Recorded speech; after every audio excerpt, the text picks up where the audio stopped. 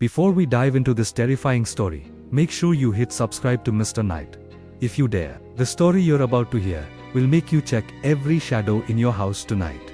You thought you were safe in your own home, but what if the walls themselves held secrets? It all began on a freezing winter night in a quiet suburb. Emily had just returned from work. The streets were empty, the wind howled through the bare trees, and her house seemed unusually quiet, as if it were holding its breath. She hung her coat, noticing the front door slightly ajar. She was certain she had locked it earlier that evening. Her heart skipped a beat as she stepped inside. A cold draft wrapped around her, and the air felt unusually heavy.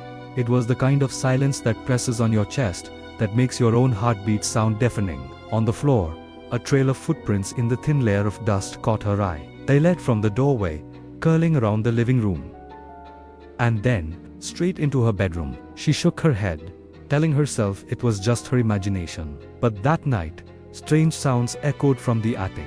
At first, it was just scratching, tapping, subtle, almost polite. Then it grew louder.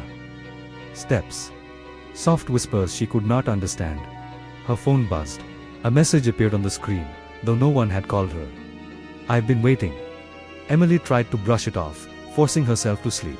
But every creak of the floorboards, every shadow stretching across the walls, felt alive. Something was moving in her house, and it wasn't supposed to be there. The next morning, small items were out of place. A book shifted on the shelf, a mug tilted on the counter, as if someone had been there, silently observing. Days turned into nights of sleepless terror. She tried leaving the house, stepping outside for a breath of fresh air, but each time, the front door felt heavier, almost stuck, as if invisible hands were holding it shut. The shadows followed her. The whispers continued.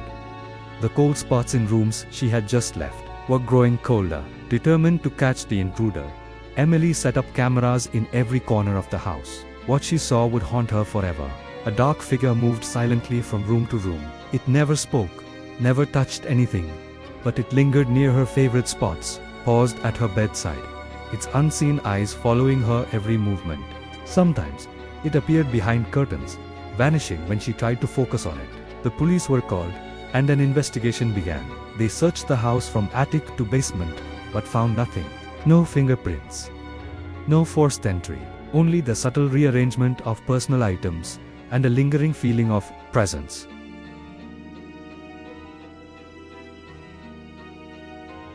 Emily tried to leave for good, but even in her absence, signs of the intruder appeared. A chair slightly moved, dishes out of place, and the faintest sound of breathing in empty rooms. Weeks passed, then came the letters, handwritten, delivered to the mailbox, though she hadn't been home. "You belong to me now." Each letter grew more menacing, more intimate, describing moments in her home no one could have seen. How could anyone know her habits so well? How could anyone slip past every lock, every camera? Terrified, she finally moved away, leaving behind all she owned. The house remained abandoned, yet neighbors reported strange phenomena: lights flickering at night, shadows moving in empty rooms, faint footsteps echoing in the hallways. Some swear that if you walk past the house after dark, you can feel a gaze on your back, the stranger still watching. Emily's story serves as a chilling reminder. No matter how safe you feel, some presences never leave, and sometimes the walls themselves remember.